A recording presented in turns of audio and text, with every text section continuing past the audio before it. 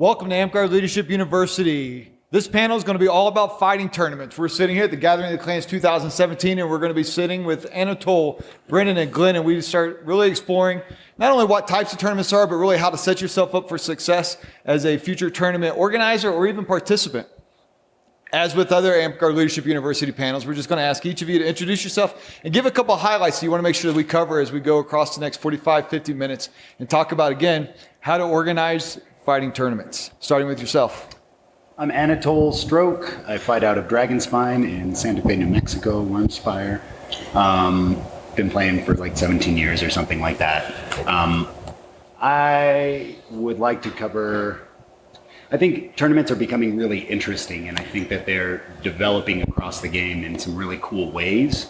So I'd like to talk a little bit about that and the effect that it's going to have on fighting as a whole. Thank you. Hi, I'm Brennan. I've been doing Wacky Bats for 20 years. I've participated in probably close to 100 tournaments. I've won over 40 tournaments, and I've run probably a couple dozen tournaments of various different types. And I'd really like to discuss how to keep tournaments useful and interesting to the participants and how to make sure that they yield good results that everyone can be happy with. My name is Glen. I've been playing about 19 years. I've won less tournaments than Brennan, like most people. But I've won a bunch. I've also run a number both at the kingdom level and then at smaller levels too. And I feel like there's different things you want to do at those levels. Things I want to make sure we touch on is correct ways to seed and the importance of seeding, importance of bracketing, and then how you can encourage people to participate and how you can make tournaments more fun. Great. We'll make a point to cover all those and hopefully some more. So let's talk about tournaments. And I'm just going to throw this. What benefits are there to having tournaments in Amtgard? So the concept of a tournament culture is that it places an emphasis on whatever the thing is that you're having a tournament about. So this doesn't just necessarily a fighting tournament. You could be talking about a cultural tournament. You could be talking about performance tournament, where it's strictly singing or whatever. A battle of the bands, for instance, is a tournament. So whenever you're having some sort of competition where you're placing a focus on that thing, you're inherently encouraging that thing within your community. So the purpose of having fighting tournaments inside of Amtgard is that it increases interest and increases participation in fighting and raises the visibility of it and encourages excellence in that field. So we'll kind of explore really, hopefully every kind of tournament that at least comes to mind and run through a few of the pros and cons. So Glenn, we'll start with you. What's your favorite style of tournament? What's a basic style of tournament? And let's talk about it and explore it a little bit.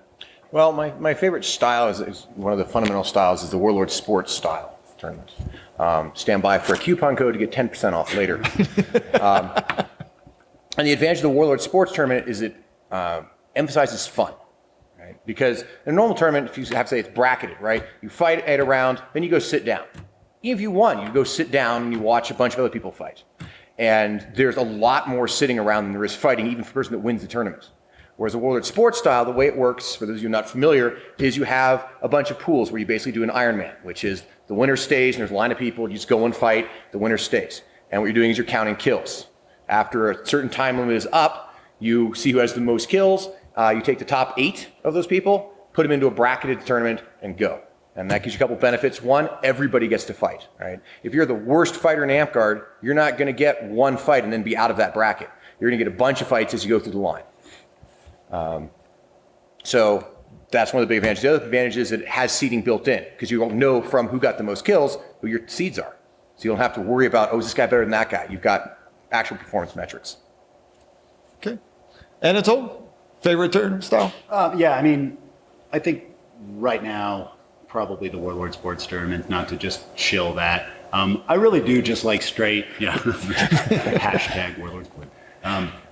I really do, though, just for funsies, which I think it's totally appropriate to have tournaments just for funsies. They don't always have to have some kind of like grave importance to them.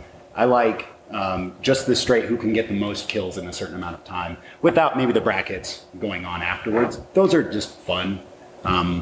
It's always cool to like compare your metrics afterwards and being like, oh, I killed this many people in this amount of time and compare it to somebody else. So you're talking about like an Ironman style? Yeah, like an Ironman Okay. style. Can you explain the Ironman a little I think bit there's basic? a few variations, but the type that I'm talking about is everybody lines up. Maybe you have like one pit, maybe you have two pits, something like that. Everybody lines up. Winner stays. Winner keeps wounds.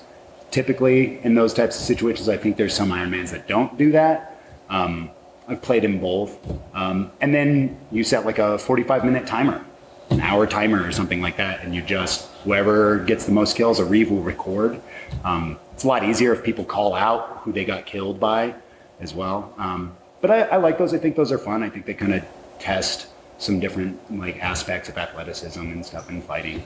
And yeah, it's cool to be able to say like, I killed 100 people today or something like that, you know? So those are cool. Brennan, a favorite tournament style? I like anything that gets people engaged. So anything that is causing people to have fun and engage and do lots of fighting, I think is ideal. Ironmans are great. Swissstyle tournaments would be, I think, my perfect, where you're doing essentially a round robin and then you can see what everyone's performance metrics are against everyone else. So you can build an actual true ranking. But the problem with those is that they just take a prohibitively long time with any reasonable number of people. So everything that we do, all the tournament styles that we're talking about that we like or whatnot, are really a way to do something that's not as good as a Swissstyle tournament, but doesn't take as long.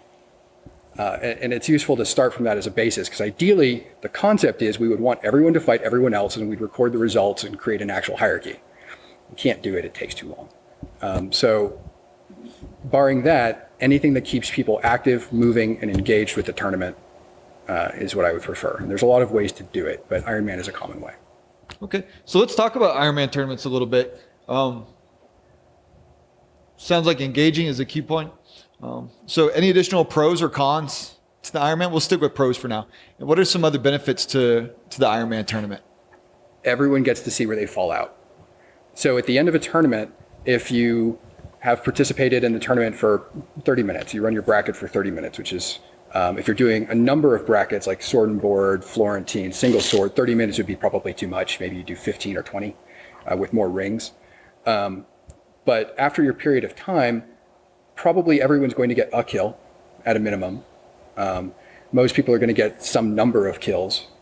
And you can look over those results, and even if you're a very new fighter or if you're still a developing fighter, you can look and say, I have a metric and I can now see how much I improved from this tournament to the next tournament in 3 months or 6 months. So it's not just you see the people who got first, second, and third in the tournament overall, which is all we get out of sort of bracketed standard tournaments, but you actually go, I got 5 kills this time. All right, my goal is to get 10 kills 6 months from now. And you can actually see yourself improve even if you're not making those top rankings. And that sort of positive feedback is vitally important for developing fighters. Glenn, any other pros to the Ironman tournament? Not really. We've hit all the high points. Okay. What are some of the negatives, Anatole? So even though it can be fun, I think keeping wounds can be kind of a con and not necessarily indicative of somebody's overall skill. Like typically when you go into a tournament, like as a competitive fighter, I want to fight somebody at their best.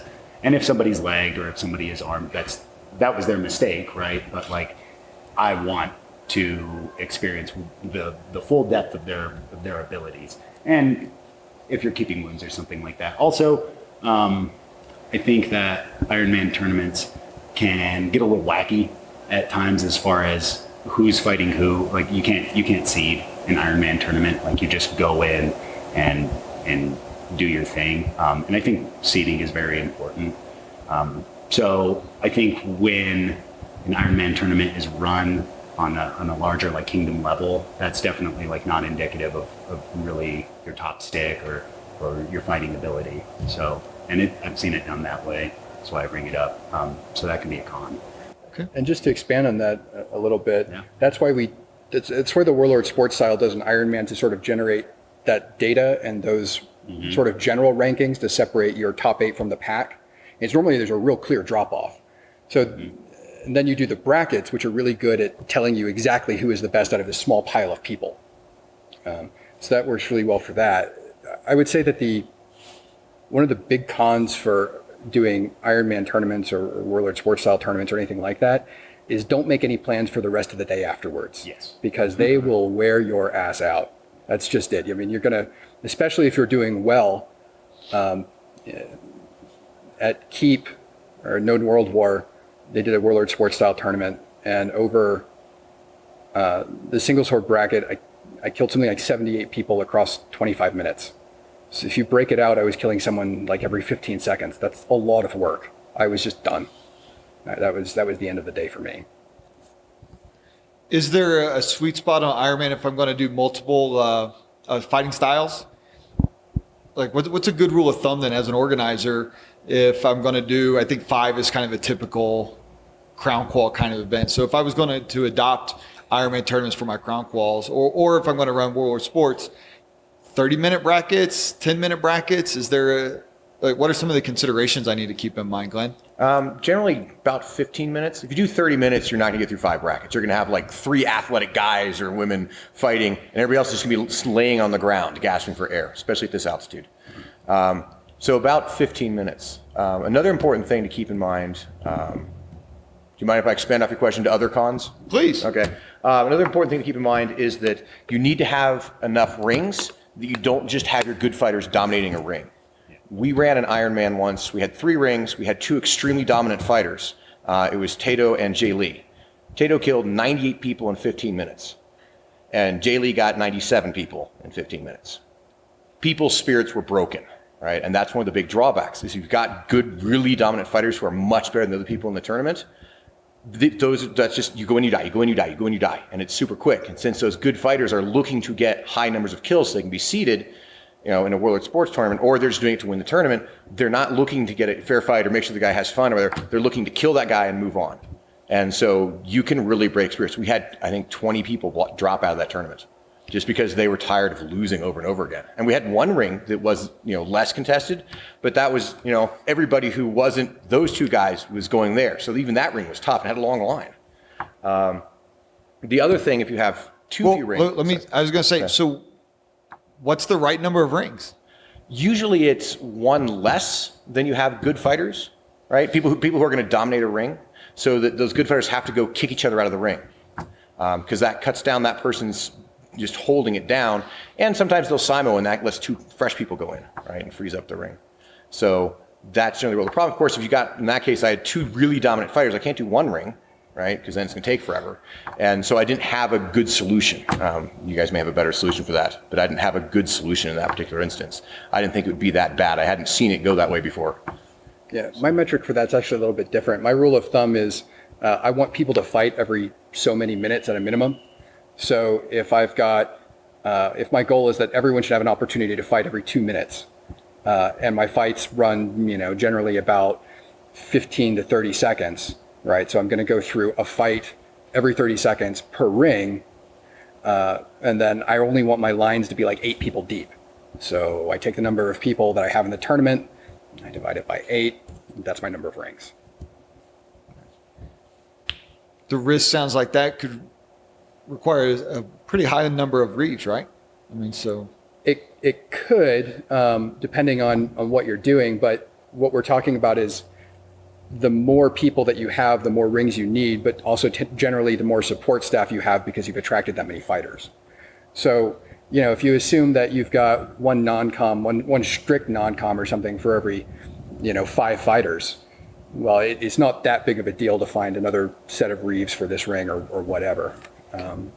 It's not that bad. I also find that Ironman and Warlord Sports style tournaments require less stringent Reeving than straight bracketed tournaments for various reasons. Okay. Glenn, I'm sorry, I cut you off before. Did you have some other cons to Ironman you want to share with us? Yeah, the other one I've seen, especially because a lot of times people just run a 1-ring Ironman, right? Especially when we've got like 10 or 15 fighters, a lot of times there's 1 ring. And something I've noticed a lot in those types of tournaments is the good fighters start to get clustered together, right? And I've actually seen tournaments, we did it once as a joke to somebody. He was pretty good, he was looking to win the tournament. We all lined up behind him in the initial line, which meant to get any number of kills, he had to work his way through all of us, right? And what generally happened is he might kill 1 or 2, but then he's back in the cluster, right? And the person at the end often would run through the rest of the line, get in front of him, and then maybe kill him and put him back in the line. So he got maybe 10 kills in the entire tournament, and he was good enough to have done better, but his positioning was really bad. Sure. And you run into that sort of problem. There's often like, the creamy center of people who are newer fighters, right, less experienced, and so someone can get to those, can rack a bunch of kills, and then they're back to the cluster again. And so where you are in that cluster can actually influence how the tournament goes. So any last thoughts about the Ironman style? If you're not doing it, you should try it and see if you enjoy it. And Anatole, you had mentioned about carrying over wounds. I actually rarely see that. Oh, really? Same. I rarely see that. Is there a recommendation then? It sounded like you were kind of negative to it. Yeah, I think it just holds things up, and it can make your results kind of wacky.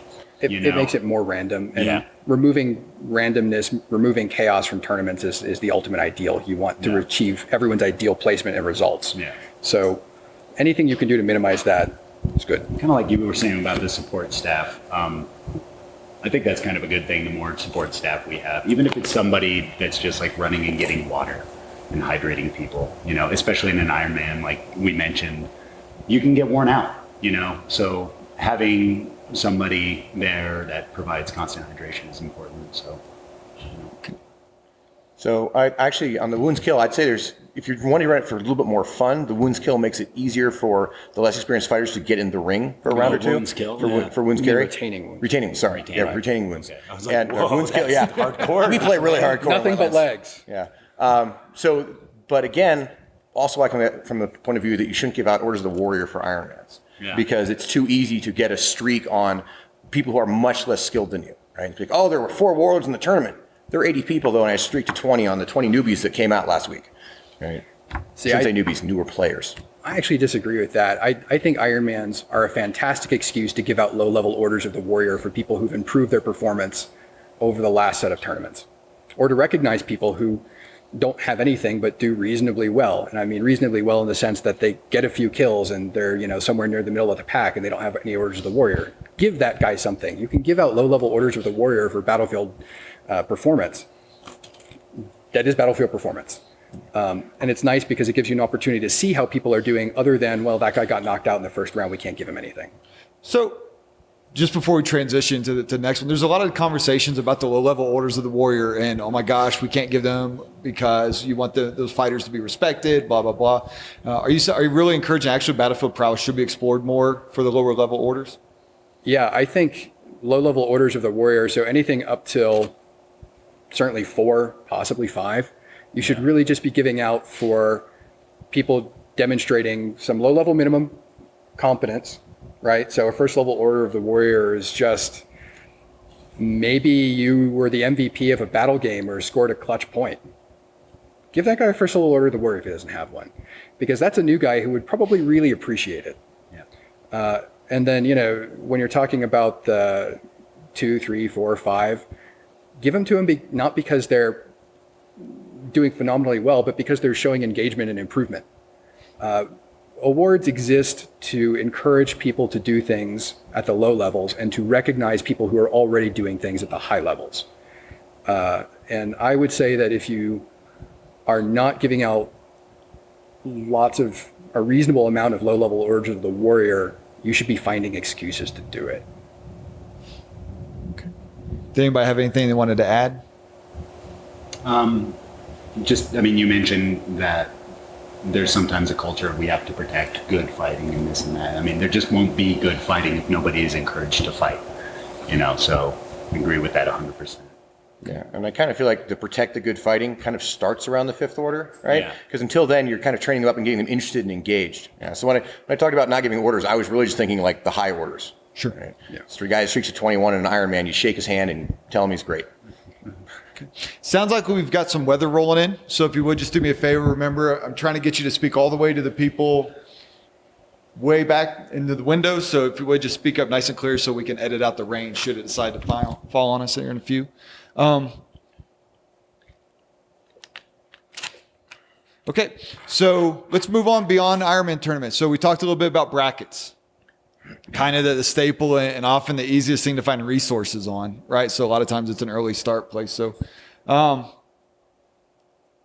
Glenn, what's some pros to the bracket? Are there pros to the bracketed tournament? Yes, the pros to the bracket tournament is you get a pretty accurate read on, first of all, first place. First place is pretty hard to screw up with a bracketed tournament. That guy beat all the people, great. Or most people. Again, it's not a Swiss tournament, but it's as close as we're going to get without a Swiss tournament.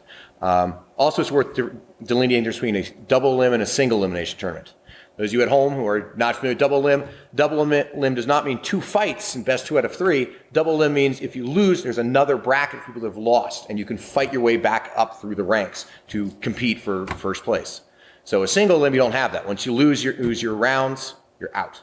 So, and a single limb, you get a really good read on first place, you get a mediocre read on second, third and fourth starts getting kind of iffy, right? Because what if the guys who came in fourth just got beat by the guy who got first, like everybody else did? Whereas with double limb, now you start getting those other placings a little more accurately. Okay. Any other pros to the bracketed tournament? Bracketed tournaments are the gold standard for producing streaks, because every fight in a bracketed tournament is increasingly more difficult. So the first round, if you're doing seeding, which you should be doing seeding, your first fight should be not as difficult as your second, not as difficult as your third round, fourth round, fifth round. So you've got this demonstrable increase in skill at every level, which is why we only give high-level streak orders with the warrior for the bracketed portion of tournaments. What are some cons to it, Anatole?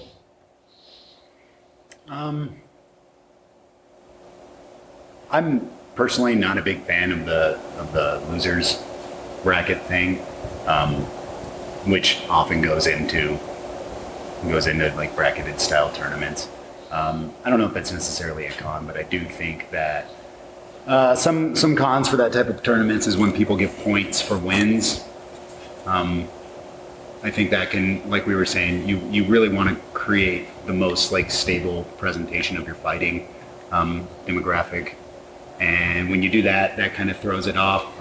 We used to do that in bracket spine a lot. So somebody would be in a bracketed tournament, they get knocked out and they go to the losers, and they'd be able to rack up a lot of points per kill or something like that, and be able to go up. And even if they lost to somebody, they could still feasibly take over the tournament or something like that, or win. So that's a con that I've seen. I would suggest against points per wins. Okay. Yeah. So let's talk about seeding. We've mentioned it a few times, and Glenn, you mentioned you wanted to make it a point of conversation. What is it? Seeding is when you rank your fighters, first of all, by ability. Usually a shortcut is orders of the warrior. And then when you set up your fights, you're setting your most skilled versus your least skilled. So like if you follow basketball, March Madness, right? You have your number 1 seed versus your number 16 seed. Your number 2 is against your number 15.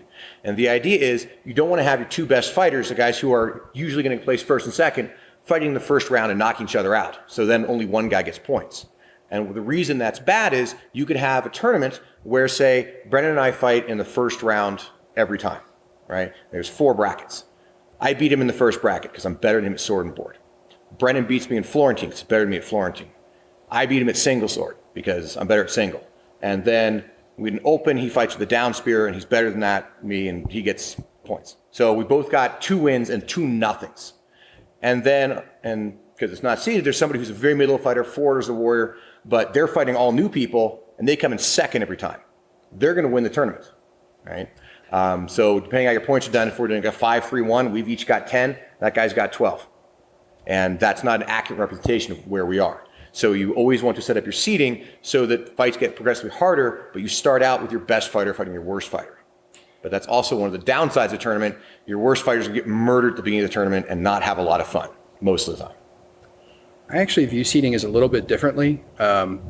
It works out the same, but my reasoning is different, which is I view seeding as an opportunity to make sure that there's an even distribution of skill so that everyone has the same chance of winning the tournament. Which means that you don't want to have one portion of your brackets clustered up with all of the good fighters and one bracket clustered up with all of the not so good fighters, because it provides an uneven chance for everyone to win. The not so good fighter who happens to get clustered in with all of the good fighters has a much lower chance of winning than all of the not so good fighters who are in the easier bracket. So you're inherently giving an advantage to someone by the structure of the tournament, which is not what you want to do. You want an even distribution of skill between all the matches. And that's the goal of seeding, in my opinion. Okay. So we talked about Ironman tournament. We talked about Warlord Sports being a mix of bracketed and Ironman tournament. And we talked about the bracketed tournament. Are there any other styles of tournament out there? Oh, and we talked about the Swiss tournaments. Any other styles out there for consideration? Well, there are a lot of just for fun tournaments. Like one of the tournaments I've had a lot of fun with is a 2-man tournament where the teams are assigned basically the way to be seated. So you take your best fighter and you put him with your newest fighter. Take your second best fighter, take him with your second newest fighter. And that way the teams are roughly balanced in skill. And then also the people who normally just get murdered a lot now have a good partner and a good wingman, and people are motivated to work as a team. And those are a lot of fun. SCA does a neat tournament style that I've seen Ormar run a couple times called an Atlantean style tournament, which is literally you create a line for your fighters. Everyone lines up. Okay, now you at this end, you go fight that guy. You in the next, you go fight the next guy down, and you just pair them up, which is essentially just a super quick way to create brackets. And you can seed it based on how you seed the line. You can not seed it, whatever. And they go do their fights on their own and then report the results. And if you're doing something where you're not terribly concerned about having a reeve per match, that is the quickest and most fun way to run a bracketed tournament. You can do the whole thing in 30 minutes with, if you had a 32-person bracket. Another fun one is like dollar tourneys. If you ever done one, definitely just like a for funsies one, or if you're trying to raise funds for your group or something like that. The way it works is you could do it Ironman, you could do it bracketed, whatever, but people get lives based on the dollars that they donate, so you can throw in $5, you got 5 lives, right? Or somebody from the sidelines can be like, oh, we want to help out the group or whatever. So they're like, okay, keep throwing down money on a certain fighter. It's fun. It's fun, especially to do it with newer fighters, but yeah. Okay. So got a basic understanding, or at least the same context, okay, what we're talking about the fightings and some pros and cons to each. How do I determine what are some things I should be thinking about if I want to run a tournament? Right? How do I decide which one is going to be best for crown quals? Or no, not crown quals, that might be set. For like my weapon master tournament or something else that's not set in corpora. So I think the first step you should do, if you're planning on running a tournament, is assess how well you know your kingdom and how well you know your fighters. There's levels to fighting. Some kingdoms and some groups have a very deep pool, and fighters are going to be they're going to expect to be really tested, to be challenged in that. Other groups, may not have as deep of a pool, and maybe there isn't like a very vibrant fighting culture there. So I would say the first thing you need to do is you need to talk to your fighters. You need to get to know them, and kind of figure out what everybody's expectations are. I'm not saying that you should then listen, and say, oh, well, what do you want? What do you want? What do you want? Right? And try and make everybody happy. But you need to do something, and you need to organize in a way that's going to demonstrate your kingdom's, your group's fighting ability the best way possible. I would say that you need to figure out what your goals are. If your goal is to run something that's going to be fun for people, then something with a really high rate of participation, low downtime, and some element of wackiness or randomality, maybe not doing seeding, maybe doing all kinds of weird, strange weapon combinations or something like that, have a double axe category, right? Do stuff like that. Don't give out high-level orders for it. Do give out low-level orders for it, and everyone will have a fantastic time. If your goal is to do something where you're looking to have a competitive kingdom-level tournament for high-end fighters to prove where they're at or where they've come, where they've advanced to, stick with sort of the standard categories. Make sure you cover those at a minimum. Make sure you're not doing anything where the structure of the tournament itself is biasing the results, and run something that is essentially statistically sound. The final thing to add to those two things is look at how many people you have, right? If you're going to have, maybe it's your weapon master or you're a small park, you're going to have 4 people in it, 5 people. You just Swissstyle or bracketed, and if no one's in, they just you have to do it for quals or whatever you're doing, just do a quick bracketed, be done with it. right? If everybody's really excited about it, do an Ironman, right? If you're doing something small for a local park. So also look at not just who your audience is, but how big your audience is. Because smaller groups, you can run through tournaments real quick and just get out of the way and then get to battle games. If that's what you want to do. Glenn, so I've decided I'm going to run a tournament, right? I've watched this panel. I'm really excited about it. What are some things I can do internally to think, what skill sets do I need? What are some of the things I need to do to prepare myself or to really judge if I'm ready or not to run my first tournament? Well, the question is, my first question for you would be, what is I guess what I'm saying, what's your goal? Is this for a quals or is this just for fun? Just for fun. Just for fun.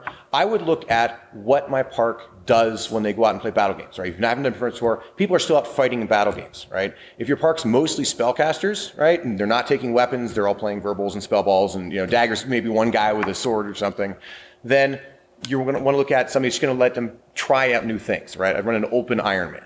Because what you're looking at there is you're looking at getting them experience with new weapons, getting them to try out something a little outside their normal comfort zone, right? But not very serious, right? Whereas you have a lot of fighters and they all fight with different things. Again, maybe open categories. If you have very heavy with one weapon style, you probably want to include that as a category. But look at what your park's doing.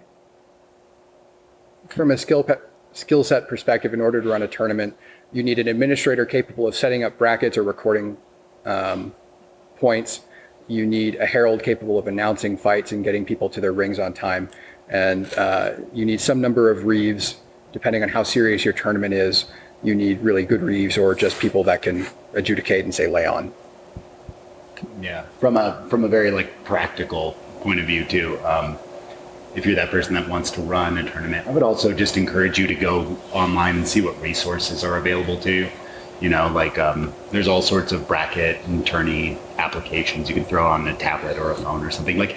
Really, you need a lot of administrative people and support ancillary staff type people, but you also should try and do it as the least complicated way possible. And there's no end of resources out there. So I would encourage anybody that's looking to do that to just go research it a little bit, see what tools you can use. You've mentioned stuff on tablets and phones. I would strongly discourage people with their first tournament from doing that. Oh, yeah. So I've seen so many tournaments just drag down forever because the person's trying to futz with the app or whatever.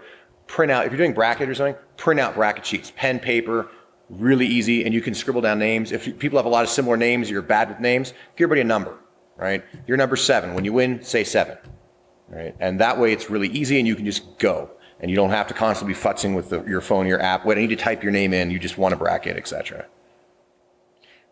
Let's talk about tournament reeving a little bit. It's a bit different than a battle game, right? Usually a little bit more fast-paced. Often can be a little bit more emotional because people are there if you're working for a high-end tournament. What do I look for in my reeves? Well, I think you want to look for somebody that isn't going to be afraid to make a decision one way or the other. Really, that's it. A lot of times, most times, the fighters will figure it out on their own. And then if you have good fighters, generally they'll communicate and it'll get hashed out.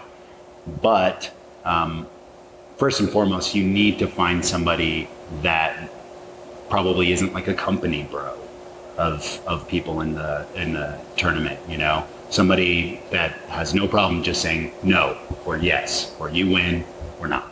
They may not even be right, but just having somebody that's willing to do that as opposed to somebody that's like, well, let's just fight it over again and over and over. That's not going to get you anywhere. The fighters are going to get really frustrated about it. They start thinking each other is cheating, it just doesn't work.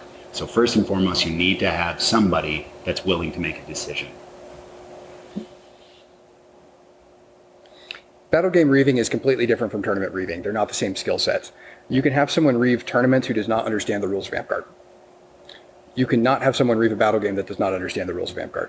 I can explain the hit system to you, and you can reeve a tournament from a mechanical standpoint, assuming it ran very slowly, pretty quickly. But the thing that you need in order to be a successful tournament reeve is, as he says, you need the ability to make decisions when it's going to piss someone off. You need the ability to track what's going on in a fight. And you need to accept the fact that you're not going to be able to actually see everything that's going on. Which is why if you're looking to have high-level reeving for very contested tournaments, you need multiple reeves, minimum of 2. And what I really like to do is once we start getting into the final 4, I like to go with 4 reeves. And then you can put them at the corners of the fight, and every angle is covered at all times. And you're looking for people that are experienced with fighting, that understand angles and how shots work, so that they can understand that even though I saw something that looks like it may have connected from the angle that it was at in the placement of his hand, there's no way that actually got there. He got the block. Or the reverse. I saw that hit his hand on his weapon, but given the angle, I know it also wrapped around and hit his forearm. Ideally, you don't want to make decisions based on that information. Ideally, you'd rather have the opponents call it themselves. But when you're faced with making that decision, you need to have the background and information to base it on facts and experience rather than just making a random decision. So I've seen a couple different reeving styles done. Is there one way or better? And I'll give some of the examples in a moment, but is there one that's most appropriate or more appreciated by fighters? And what I mean by that is reeves don't make any calls until the fighters have a concern. Reeves make all the calls and fighters fight until the reeves tell them not. Or this weird thing where it's kind of a little bit of both. I mean, is there a more correct approach? I definitely think there is. In fact, I think the first 2 styles are terrible. Right? There's nothing I find more frustrating than when I'm fighting someone. I know the guy's an honest fighter. I'm an honest fighter, but we have an honest question. The reeves right there. You get a clear view, right? And we ask him, and he goes, "I don't know," right? Or by the same token, I nail some guy really clean shoulder. The whole world sees it. And the reeve does nothing. Right? I don't like that. I also don't like reeves who are very proactive, because I've been in a number of fights where I'm fighting someone very talented, right?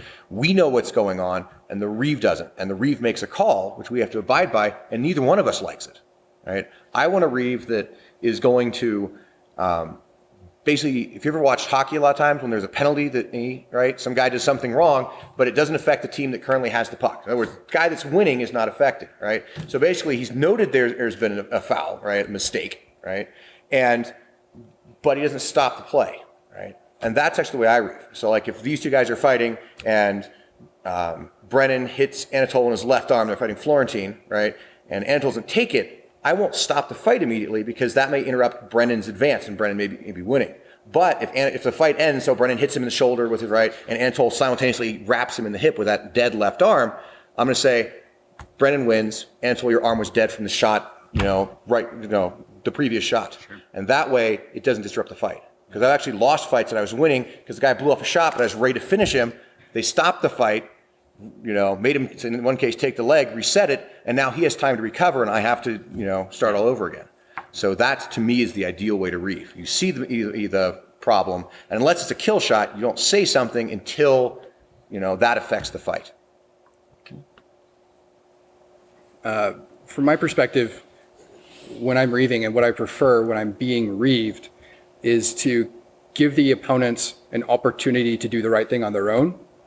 And then if you have a question about it as a reeve, you can ask and say, I saw blah, did XYZ happen? And when you approach it that way, once you've got some experience with it, you pretty much immediately tell if they're bullshitting you or not, if they have a good response. And normally it'll be something like, yeah, he did make a little bit of contact with my arm, but I felt like it was not sufficient for a good shot because I got all this block on it and it didn't stop or deflect or make an audible pop. And you can go, okay, that's within the realm of possibility. I'm willing to believe that. Or you could say, they'll go, I don't know what you're talking about. Okay, well, you're armed, and we're going to back the fight up to the point where you got armed, and then we're going to keep going. Okay. Earlier in the discussion, there was Glenn, I think you shared a scenario where the high-end fighters all piled up behind somebody who had dreams of actually accumulating some kills. Mm-hmm. How do you deal with that behavior, or do you even deal with that behavior if you think somebody's screwing with your tournament plans? It depends. I mean, in that case, we were all friends and we were all horsing around. So you could still deal with it by separating us out, which might not be a bad case, just so people can't claim, oh, we're just horsing around when they're not. So probably the correct solution would be to just spread them out through the line. It's hard to imagine other scenarios, like in a bracketed tournament. It's kind of hard to do that unless you're guys sandbagging so your buddy can win the tournament, right? You fight hard against other people and then you throw the fight to him. But generally, if someone is doing something that's screwing with your tournament, you should give them a warning to stop doing it, right? And then if they ignore with the penalty, right? You don't say just don't do that. You say don't do that or I'm going to eject you from this round, right? You're going to forfeit the fight. You sometimes see it in Ironman, right? Someone gets legged and the other guy just doesn't engage. He just hangs out. You say, all right, you've got 30 seconds to engage or you're dead. And that's how I would handle it. Okay. I default to asking people first. Hey, can you guys please not do that? It seems like you're sort of ganging up on this guy. It's not really the point. Most of the time that solves the problem. Only if you've got someone who's a real hardcore problem do you ever actually have to give someone a warning. And by the time I have to give someone a warning, I'm probably done with them and just kick them out. Fair enough. We talked a little bit about it, but there's a question, so maybe it got missed. Can you explain the Swissstyle Tournament a little bit more in depth? Glenn? Okay, the Swissstyle Tournament is a tournament where basically every fighter is going to fight every person. So say you've got 10 people. Each fighter is going to have 10 fights. Actually, 9 fights, sorry.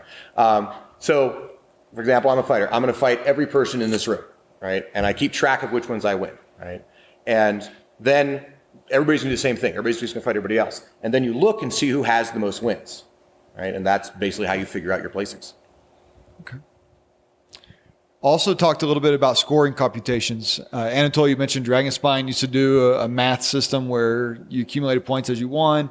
Yeah. Is there a best? I mean, I hear 5, 3, 1 for first, second, third. I hear, I don't know. You name the math calculation. I think I've heard it. Is there a best or a most recommended math scoring if we're trying to figure out multiple brackets for a final winner? There is definitively a mathematically best model, which you should do. It is 4-2-1.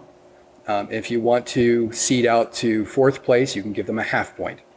The reason that you should do that is because it creates a mathematical progression where in order to get more points than a first place by taking second place, you must do it at least 3 times.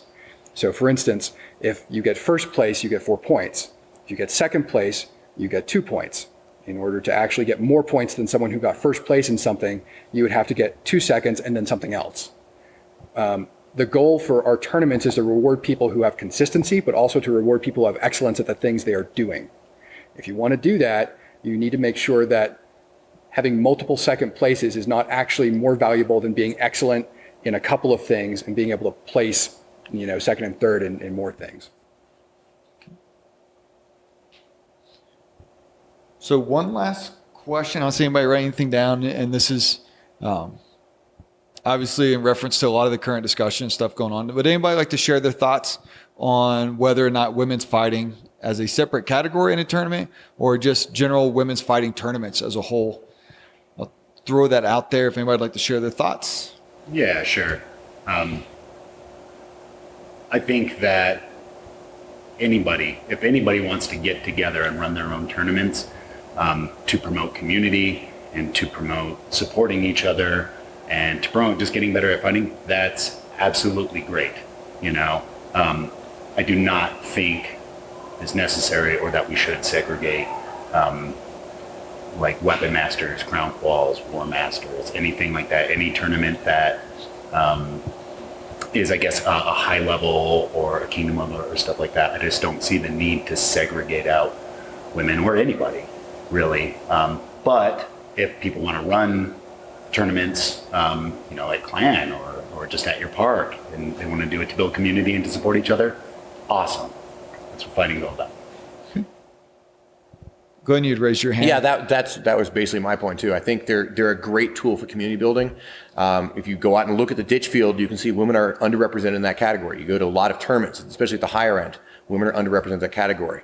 By having women's tournaments, you can build that community. You can make people more comfortable fighting in tournaments, and you can also just build community between people who have the same experiences in the field. And most women have different experiences in the social aspect of fighting than men, and actually in some of the mechanical aspects too. Okay, great. Looking around the room, it looks like things are wrapping up. So if you would, just if somebody were only watching the last couple of minutes of the video or walked in late, a point or two that you'd like to foot stomp on our way out the door. I'll start with you, Glenn. My point I would foot stomp then is seeding, because some people don't do that. Seeding is the most important thing you want to do if you want to give out higher orders of the warrior. Brennan? Never change the rules of the tournament after you've published them when the tournament is progressing. Whatever you announce, whatever you start the day with, stick with until the tournament is finished. Changing the tournament midstream invalidates the entire tournament. Are there some minimum things that I need to make sure I get information out on whenever I'm announcing it? Categories, style of tournament. Are you running a bracketed tournament? Are you running a Warlord Sports tournament?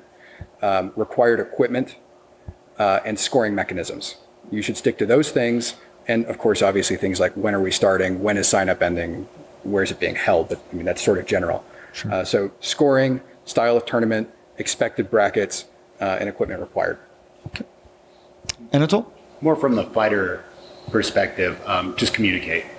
Communicate loudly, communicate often, communicate with the Reeves, communicate with your opponent as much as possible. When, of course, obviously, like when appropriate. But yeah, communication is key. Great. Well, Sorry, actually, I thought because we didn't mention it, something that gets done wrong the most often is when you're doing brackets, you should never have a bye after the first round. Oh God, yeah. I've seen so many brackets that are wrong, right? And so basically when you're setting up your brackets, you should be using a power of 2. You should have 8, 16, 32, 64, 128, God help you, 256, but that many slots. And you spread your people evenly among them, right? So you don't fill in the first, 7 slots and then be done, because that guy's going to buy all the way through, all right? You want to space them out, and then you may have a lot of buys the first round. You may have only 1 fight in your first round. Great. Everybody else gets a buy. That's your only buy. I fought in a tournament once where the guy had a buy to the final. He lost 1 fight, lost it, second place. So seed correctly, but also bracket correctly. great. Well, I sure appreciate your time. Definitely pulling you out from the event and sharing some very important information. So if I could, a quick round of applause for our panel members. A great round of applause for the amazing volunteers we've got putting ALU on today. And again, really appreciate your time. Enjoy the rest of your event. Thanks, everybody.